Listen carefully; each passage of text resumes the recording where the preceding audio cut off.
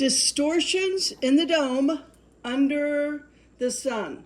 So yes, I'm going to be going through all 27 verses of Under the Sun here in a moment. But I want to show you two things. I've been talking a lot about the plasma event, the apocalypse, the pole shift. All of that is speeding up and accelerating. And I just want to show you something. So I only watch horror movies because I know every single thing that they have in a horror movie will come true.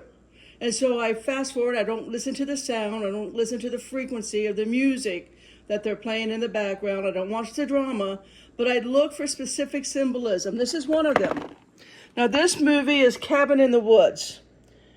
And if you stop it there, where's that stop at? I don't know, I think around 33:15 into the movie. All of this stuff is what is in our imaginations. All of that stuff, if you watched my last video, all of that stuff will come to life because we, creators, with the source in us, we imagine this stuff. We've thought about this stuff. We read about it. We watched it in movies. We gave it magnetism. We gave it electrical life. And they show you that because they have to. It's their karmic responsibility. Now, if you want to follow the pole shift in real time, this is what I follow. Right there. So they're going to be meeting in December. See that? December 17, 2025, they're getting together because for the first time ever, if you read that, for the first time ever, what they call a geomatic jerk has happened. It's only supposed to happen once every 7 years. It has now happened twice in 2025. So I'll explain that in a minute. So let me now get rid of those two windows. I don't even want them open on my computer. But I just wanted to show you because there's nothing new under the sun. Everything is predicted. They know it's coming. They're making movies more and more. Today I watched 2 more movies. And again, I don't listen to the music and I only go through every 10 seconds looking for symbolism. Then I pause and look at it. And there's no reason to make a movie like The Quiet Place. It has 2. There's also The Quiet Place Part 2.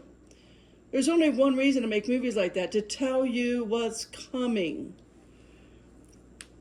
All right, so, I wanted to show you also, hold on here. Let me show you something else.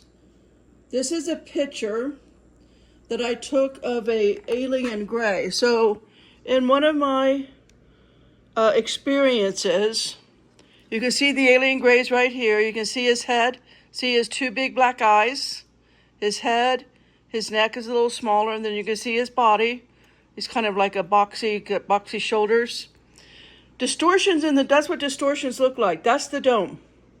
All right, so the alien gray works for the archons, the demiurge, the Borg. That's a Borg, right? The alien gray is a Borg. You can see him there. So around him is other beings. See these little circles? Those are other beings around him.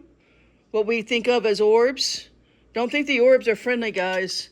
All right? That's his reality. That's the frequencies coming off of him.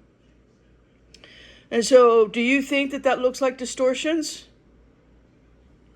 Do you see the gold down here? You'll understand more about that as the plasma. Did anybody happen to see the moon last night? How golden it was? The full harvest moon has never reached that color before. I've seen the harvest moon every October. I do nighttime tours for a living. I know what the harvest moon looks like.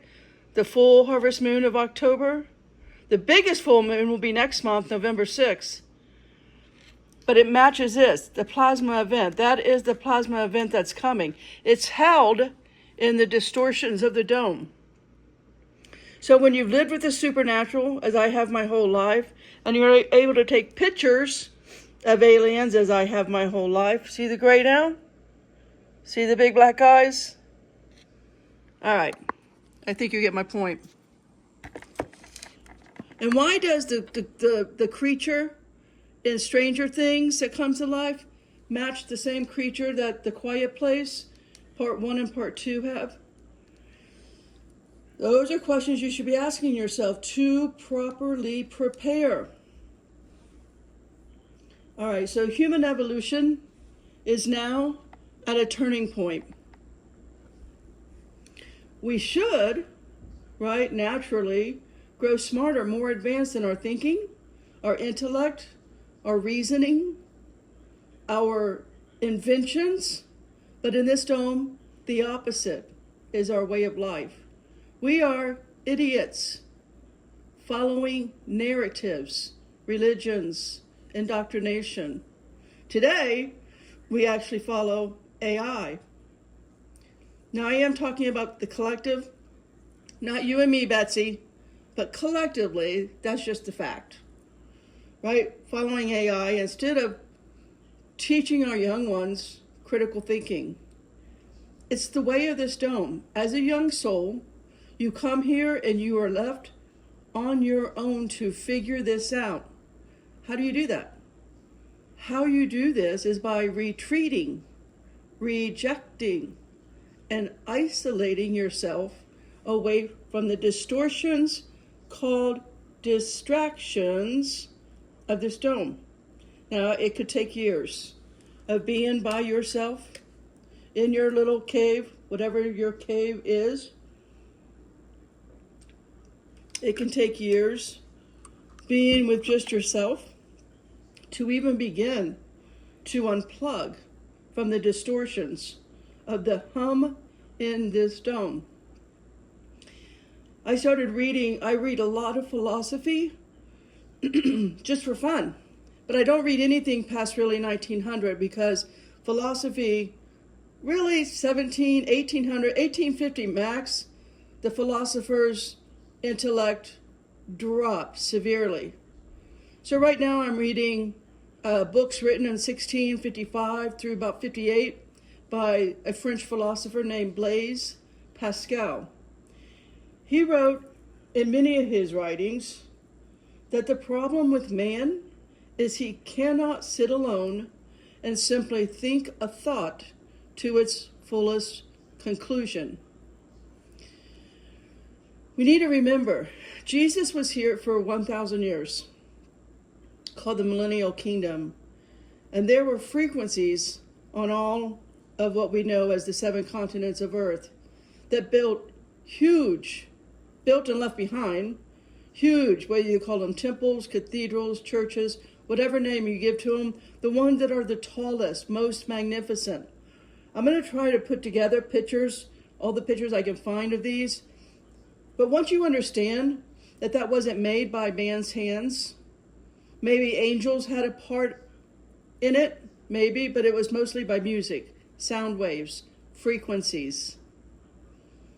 And once you understand that some of the stuff that still exists today throughout Europe, throughout Iceland as an example, that it was just music, it was sound waves that created all of those intricate details, the enormity, the craftsmanship. It's all made by music. Frequencies that Jesus taught the people who lived in his millennial kingdom. Those beautiful stained glasses, that's the sheet of music. That is a sheet of music left behind for us to figure it out. But at this point, we can't figure that out. Collectively, we've not figured out anything since around 1850. That's when the plasma event, the apocalypse, got underway. When you start studying it, you'll see that. So basically, all of those temples that are left behind, it's frozen music, right? It's first ethereal. You change the frequency, the ethereal is made solid. Once you just simply know that, just knowing that, just that knowledge, just that simple understanding, wow, you can make entire cathedrals that still stand today, 1,000 years later, still in perfect shape, is simply made by sound waves.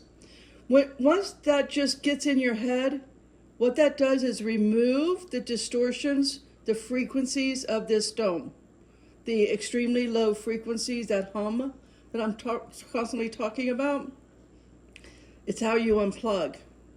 You stop participating in the systems of the dome. You observe. You sit by yourself and you listen to Holy Spirit. And you get back to your original design, your original abilities, weekly by sitting still during the weekly Sabbath. Now, this dome is not for evolution of a species. It's not. It's for making young souls unstable, to make young souls go backward, not forward, in your soul's maturity, wisdom, and knowledge. This dome does not foster evolution. It's a boot camp for souls, and many souls will fail. This dome will imprison at least 99% of the Adamic souls. And that's really all we care about, is the Adamic souls. And it will turn them into idiots.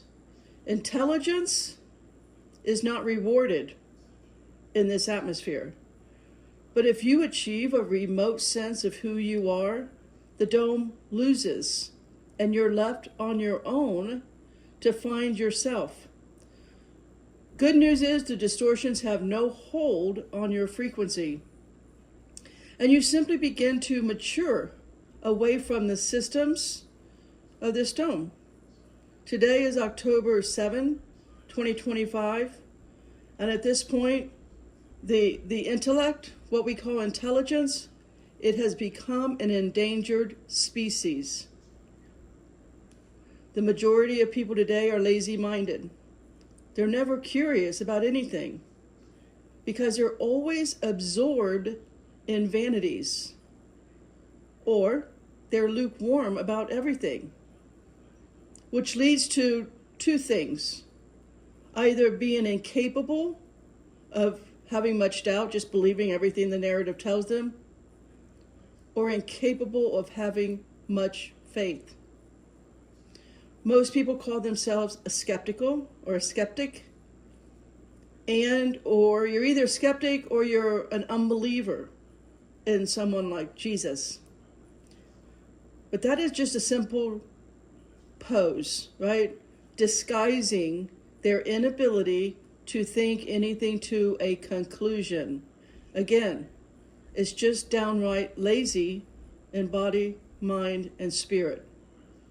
The intellect of our souls has either been hijacked, mostly pulled out of people, and what's left is simply lukewarm. For the souls must progress their intellect, and feeding that intellect daily, as well as the Holy Spirit within. How do you do that? Well, you need to spend more hours. Ideally, I know this isn't available to everyone, but ideally, teach your kids this. All right, at least get the younger generation on board with this thought. More hours with yourself, learning and teaching yourself, than spending on the daily grind, the rat wheel of this dome. At this point, our lifespans is shorter than ever. We used to live to be 1,000 years old, as did all of the biblical early fathers. So as the magnetic field around us and under us is now accelerating to its collapse, it's creating further idiocracy. As the movie Idiocracy showed you back in 2005, our ability to grow in intellect is no longer fostered. We are now in the quantum leap forward in our apocalypse, talked about by just about all of the Old Testament prophets, right, in the Bible. And some of us has done our job that we came here to do. And we will return to our home domes. What's important, young ones, whether you're a young soul or young in age, doesn't matter. You need to find some great minds out there. Look over the past 2,000 years, whose writing, their philosophy was not distorted by this dome. They understood the distortions. They understood the mechanics of this dome. They wrote about it. It does take some digging for this info, but when you read them, their message is consistent. They do not change in their philosophies, in their thinking, in their writing. They do not change, but over time, it is you who changes.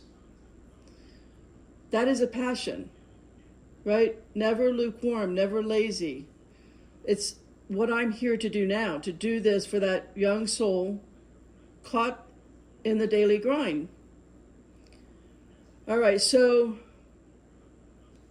that daily grind, it's called heterodoxy. Heterodoxy, it means not conforming with accepted orthodox standards or beliefs. So let me first read to you the true reality, the facts of this dome in 27 verses of 3 words, under the sun. Because most people do not have time, or they may lack the curiosity. And lacking curiosity isn't necessarily as much of you being lazy as it is due to the uptick in the dome's distortion fields. Also, before I do that, let me just give you a few basic understandings in the pole shift, right? The cycle that continually must happen in this dome. Why? Because inner Earth must depressurize. There's magma down below us. It has to blow off steam, and it will. The Milky Way is a scar when the dome last cracked. Do you know they're finding blue ice that cannot melt right now? As the dome is cracking every day, a little bit of ice is falling to the ground. People are finding that blue ice. I'll do a video. I'll be sure to include some pictures in my next video that I'll probably do before Sabbath starts on Friday. Let me just explain the website I showed you of me tracking the magnetic field. Let me give you a description of what is now increasing. It's called a geomagnetic jerk. That speaks to our intellect right there. You couldn't have thought of a better name than a geomagnetic jerk? All right. Well, here's the definition. It is a sudden, rapid, and often unpredictable change in the rate of change, meaning the rate of acceleration of Earth's magnetic field, observed as a sharp V-shaped feature on graphs of the field's variation. These jerks occur irregularly every few years. In the past, the jerks usually happen every 7 years. If you are following this occurrence, they are caused by hydromagnetic waves and rising, here's what they literally said, blobs of molten metal in the Earth's core that temporarily disturb the flow of geodynamo, a process that generates the magnetic field. As of 2022, the jerks are now happening yearly. And this year so far, 2025, it has happened twice. Those who study this so-called science, that's me saying that because I don't believe science exists, but okay, whatever. They're meeting in December to discuss the impacts that we'll have on Earth over the next 5 years. Why? Because this has never happened. Since the creation of the WMM, an acronym for World Magnetic Model. What does this mean to people? Okay, this is me now talking. So I just read to you that website's description. What this will mean to us, the souls, the Adamic souls. Young and unstable. And I'm not saying all young souls are unstable. I'm saying the leaders around this country right now, if you can't look at them and see how unstable they are, then my videos aren't for you. But anyway, the young and unstable souls will become evil clowns. Do you remember the whiteboard? Go back, pause, and look at that whiteboard. They will become Pennywise. Now, we read in the Bible there will be now, why do they become unstable? In the Bible, there's 12 verses about becoming unstable. Those verses are another 3 words: harden their hearts. So an unstable soul has a hardened heart. Now there's 12 verses in the Bible about having a hardened heart, specifically the word harden. There's more verses, but I'm just right now, because I'm going to read all 27 under the sun, I'm going to skip over how many times Pharaoh's heart was hardened. That's in the first 7 verses. I'm going to go to the last 5 verses in the concordance with the word harden. That's in Job 6:10, Psalm 95:8, Hebrew 3:8, Hebrew 3:15, Hebrews 4:7. This is speaking specifically to us stable souls. In other words, what I'm reading is to you and me, Betsy. We are stable souls. The people who watch my videos do so because they are stable souls. You have not hardened your heart. You've opened your heart to Holy Spirit, and you have the love of Jesus. Okay? So these verses are for you and me, Betsy. So you'll understand the difference. The unstable, their hearts will harden.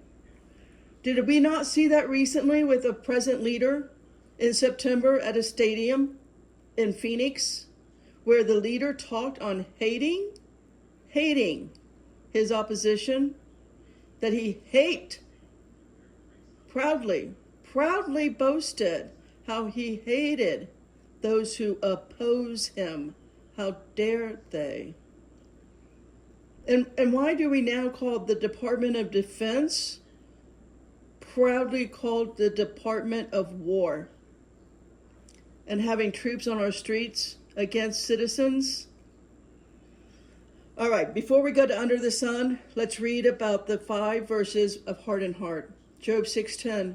Then should I yet have comfort? Yea, I would harden myself in sorrow. Let him not spare, for I have not concealed the words of the Holy One. See, Job, the patience of Job, he didn't harden his heart. He kept through all of his suffering, and Job represents every Adamic soul, right? Job is all of us, every single one of us, Adamites. Through all of his suffering, no matter what he lost, he did not conceal the words of the Holy One. Now, the truth is the magnetic field is disrupting our thinking and reasoning, and we will become animal-like in nature, wanting and shouting for civil war. And the 99% of unstable people out there will fight. They will cause civil war. Do not join this fight, no matter, don't stand on what you think is righteous anger. Stay in peace, stay with the Holy Spirit, stay in the living word. If you want to keep your soul stable and get out of this apocalypse, this is how you do it. Let's read it. Psalm 95:8. Harden not your heart, as in the provocation, and as in the day of temptation in the wilderness.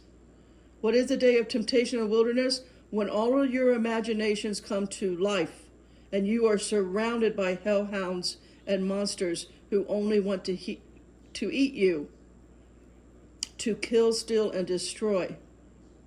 That day is coming, and it'll happen in a heartbeat. There will be no forewarning. I'm seeing it on social media all the time. Very strange creatures walking in front of people's Ring doorbells. Cameras on people's houses are catching these things at night. What I'm saying is not coming. It's here. It just may not have walked into your yard yet, but it's going to. In October 7th, 2025, the temptation in the wilderness has arrived. Hebrews 3:8, and 3:15 is simply an identical repeat of Psalms 95:8, harden not your heart, as in the provocation, as in the day of temptation in the wilderness. So we'll skip over that. But I just want to remind you, when something is repeated verbatim 3 times in the Bible, it's hardly ever done, number one. Number two, when it is done, that's the thing you need to listen to most. Whenever Jesus said, verily, verily, verily, that meant, listen, this is the most important thing I have to say to you today. So this is, harden your heart is 3 times in the Bible, identically. It's the most important thing. You got to take this very seriously. Listen, young souls, it's going to be easy for you to fail on this. You and me, Betsy, we're stable. We're going to be fine. So let's go to Hebrews 4:7. Again, he limiteth a certain day, saying in David, today, after so long a time, as it is said, today, if ye will hear his voice, harden not your hearts. Harden in the concordance is number 4645. It means to be stubborn, to become obstinate. That is to say, dead set in your beliefs, dead set in your way of looking at the world or people or systems under the dome, following the dome systems, no matter what, instead of the living word. It's called traditions. It's the same to me. This right here, to me, this is when I think of, because people do this all the time. Here, a hardened heart, for me, it applies to people who are still singing the satanic ritual songs like Happy Birthday. Singing that stupid song and blowing out candles, it's a satanic ritual. Why do I say that? Why is it a satanic ritual? Do you know there's only 2 birthday celebrations in the Bible? You need to learn. We're either going to live by the living word or we're not. We're either going to apply the living word to our lives or we're not. But just because you call it tradition and you think it's so cute to sing happy birthday and blow out candles, read about the 2 birthday celebrations in the Bible. The first one is Pharaoh's birthday. Remember when Joseph was in the dungeon with the baker and the butler? And Pharaoh called for the heads of the baker and the butler? That's in Genesis 40:20. Pharaoh was presented with the baker and the butler's decapitated head. And if that's not enough, the second birthday celebration came to us in Matthew 14 with the birthday party of Herod. Do you remember what happened during Herod's birthday party? When the daughter of his concubine did her little dance and asked for John the Baptist's head to be cut off and delivered to her. Matthew 14:8, read it. John the Baptist's head on a plate. So do you understand now? We have to stop with the systems of the dome. You're doing these satanic rituals on your families about cutting off your heads. Total decapitation. Why? Because your heart and your mind has been distorted. Hardened. And you simply call it traditions. That is a distortion of the dome. Do not follow any tradition or systems in this dome if you do not want your heart to be hardened and your mind distorted. And your soul becomes unstable. What happens then? Well, you move backward, not forward. Let me remind us in Jeremiah 7:24. But they hearkened not, nor inclined their ear, but walked in the counsels and in the imagination of their evil heart, and went backward, not forward. All right. What is under this dome? 27 verses of Under the Sun. Let's read them and be super clear about what is over our head that we call the luminary, right? It's just a luminary in the ice wall. I think it was Abraham who first called it the sun. So all of the verses under the sun are found in Ecclesiastes. Of course, Solomon, the wisest man ever to live in this dome?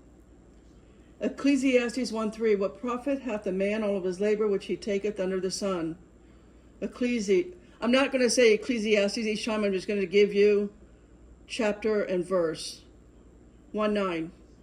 The thing that hath been, it is that which shall be, and that which is done is that which shall be done, and there is no new thing under the sun. 1:14. I have seen all the works that are done under the sun, and behold, all is vanity and vexation of spirit.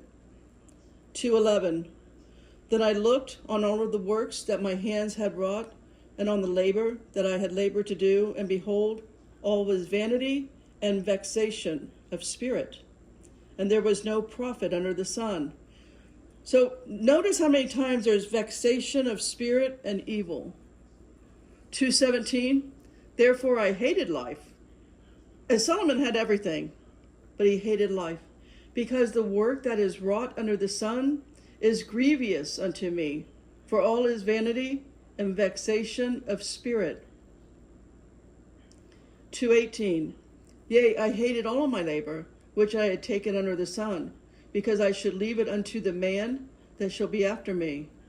2:19, and who knoweth whether he shall be a wise man or a fool, yet shall he have rule over all of my labor wherein I have labored, and wherein I have showed myself wise under the sun. This is also vanity. 2:20, therefore I went about to cause my heart to despair of all of the labor which I took under the sun. For what hath 2:22, for what hath man of all his labor and of the vexation of his heart, wherein he hath labored under the sun? 3:16, moreover I saw under the sun the place of judgment, that wickedness was there, and the place of righteousness, that iniquity was there.